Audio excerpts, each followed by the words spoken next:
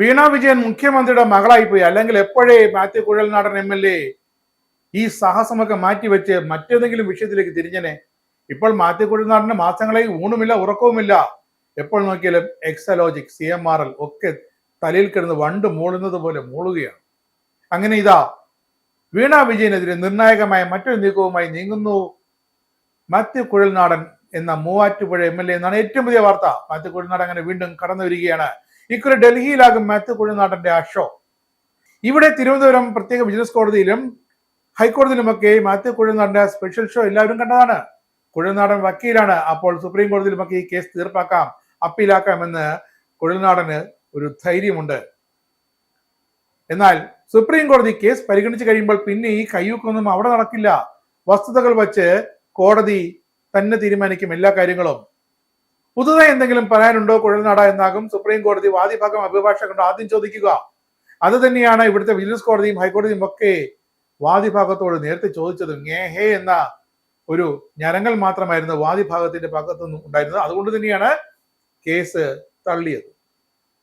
ഇനി തദ്ദേശ തെരഞ്ഞെടുപ്പും അടുത്ത വർഷം നിയമസഭാ തെരഞ്ഞെടുപ്പും കേരളത്തിൽ അടുത്ത് വരികയാണ്. പുതുതായി എന്തെങ്കിലും പറയാനുണ്ടോ എന്നാണ് കുഴൽനാടനോട് പാർട്ടി ചോദിച്ചത്. എന്നാൽ പിന്നെ താൻ ഈ എക്സാലോജി കേസ് കുത്തിപ്പൊക്കാമെന്നാണ് കുഴൽനാടൻ ഇപ്പോൾ പറഞ്ഞത്.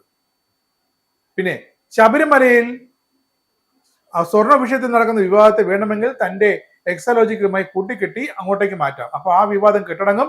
അപ്പോൾ തന്റെ വിവാദം സുപ്രീം കോടതിയിൽ നിന്നും ഡൽഹി വഴി ഇങ്ങോട്ടേക്ക് പദയാത്ര പോലെ നടത്താം എന്നാണ് കുഴൽനാടന്റെ മറ്റൊരു ആഗ്രഹം.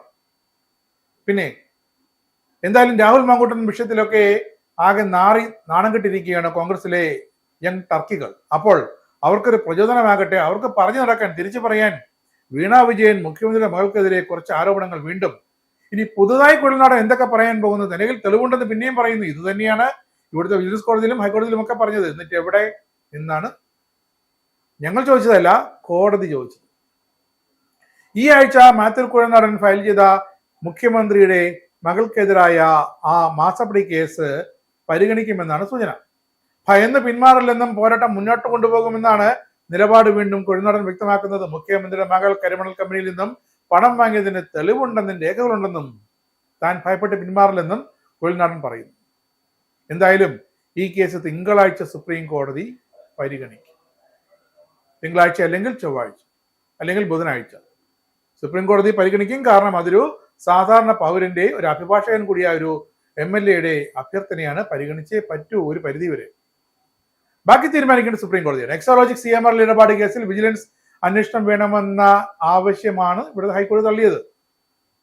അതിൽ നിരാശയില്ലെന്നാണ് ഇപ്പോൾ കുഴൽനാടൻ പറയുന്നത്. അഴിമതിക്കെതിരായ പോരാട്ടം തുടരുമെന്നും കുഴൽനാടൻ പറയുന്നുണ്ട്. മുഖ്യമന്ത്രി പിണറായി വിജയന്റെ മകൾ വീണ വിജയന് CMRL ഇല്ലാത്ത സേവനത്തിന് പ്രതിഫലം നൽകിയെന്ന പരാതി വിജിലൻസ് കോടതി ഒരു തെളിവും കിട്ടാത്തത് കൊണ്ടാണ് തള്ളിയത്. കുഴൽനാടൻ MLAയും കളമശ്ശേരി സ്വദേശി പരേതനായ ഗിരീഷ് ബാബു നൽകിയ ഹർജികളിലാണ് ഹൈക്കോടതി വിധി പറഞ്ഞത്. ഇപ്പോൾ കുഴൽനാടൻ എന്താ പറയുന്നത്? താൻ കേരളത്തിലെ ജനങ്ങൾക്ക് നൽകിയ വാക്കാണിത്, മുഖ്യമന്ത്രിക്കെതിരായ കേസാണ്, ഒട്ടും എളുപ്പമായിരിക്കില്ല എന്നറിഞ്ഞുകൊണ്ട് ഇറങ്ങി തിരിച്ചതാണ്. എന്തായാലും ഹൈക്കോടതിയിലും തോറ്റു, ഇനി സുപ്രീം കോടതിയിൽ നോക്കാം അംഗം. മുഖ്യമന്ത്രിയുടെ മകൾ എന്ന സ്ഥാനം ദുരുപയോഗം ചെയ്താണ് എക്സലോജിക് CMRL നിന്നും പണം വാങ്ങിയെന്നാണ് പ്രധാന ആരോപണം അന്നും ഉന്നയിച്ചത്, ഇന്നും കുഴൽനാടൻ ഉന്നയിക്കുന്നത്. ഇതുമായി ബന്ധപ്പെട്ട് മുഖ്യമന്ത്രി പിണറായി വിജയൻ, വീണ വിജയൻ എന്നിവർക്കെതിരെ അന്വേഷണം നടത്തണം, CMRL അധികൃതർക്കെതിരെയും അന്വേഷണം വേണമെന്നാണ്, KSDCക്കെതിരെയും അന്വേഷണം വേണമെന്നൊക്കെയാണ് കുഴൽനാടൻ പറയുന്നത്.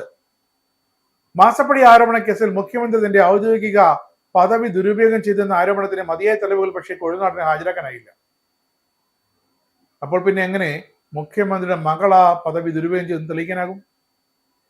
ആദായ നികുതി വകുപ്പിന്റെ ഇന്റേൺ സെറ്റിൽമെന്റ് ബോർഡ് തീർപ്പാക്കിയ ആ കേസിൽ മേൽ നടപടികൾക്ക് അനുമതി നൽകാനാകില്ലെന്ന സുപ്രീം കോടതി ഉത്തരവുകൾ പരിശോധിക്കണം, പരിഗണിക്കണം എന്ന ആവശ്യം പക്ഷെ സുപ്രീം കോടതി അംഗീകരിച്ചിട്ടുണ്ട്, നോക്കാം എന്ന് പറഞ്ഞിട്ടുണ്ട്.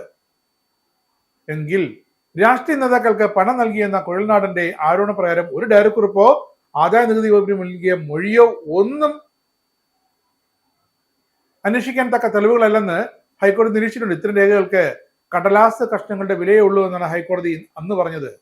അതേ കടലാസ് കഷ്ണങ്ങളും കൊണ്ട് തന്നെയാണ് ഇപ്പോൾ മാത്യു കുഴൽനാടൻ തന്റെ സ്പെഷ്യൽ ഷോയ്ക്കായി ഡൽഹി സുപ്രീം കോടതിയിലേക്ക് തിരിച്ചിരിക്കുന്നത്. അവിടെ ഈ കടലാസ് കഷ്ണങ്ങൾക്ക് വില കൽപ്പിക്കുമോ എന്നാണ് ഇനി അറിയേണ്ടത്. കേരളത്തിലെ ഒരു കോടതിയും തെളിവായി സ്വീകരിക്കാനാകില്ലെന്ന് നിയമം ചട്ടങ്ങൾ നിരത്തി എഴുതിയ ആ വിധിയിൽ സുപ്രീം കോടതി പുതുതായി ഇനി എന്ത് കണ്ടെത്തുമെന്നാണ് കാത്തിരുന്ന് കാണേണ്ടത്. അതുവരെ കുഴൽനാടൻ ഒരു ബ്രേക്ക് ഉണ്ട്. സ്പെഷ്യൽ ഷോ അവതരിപ്പിച്ച് നടക്കാം. അത് കഴിയുമ്പോൾ കുഴൽനാടൻ തിരിച്ച് കേരളത്തിലേക്ക് തന്നെ വരും. കാരണം നിയമസഭ തിരഞ്ഞെടുപ്പ് അടുത്തിരിക്കുന്നു. എന്തെങ്കിലുമൊക്കെ ചെയ്ത് കൂട്ടിയില്ലെങ്കിൽ, എന്തെങ്കിലും ന്യായം പറഞ്ഞില്ലെങ്കിൽ അടുത്ത തവണ മത്സരിക്കുകയാണെങ്കിൽ 8 ഇക്ഷ എണ്ണ ഒക്കെ വരക്കേണ്ടി വരും.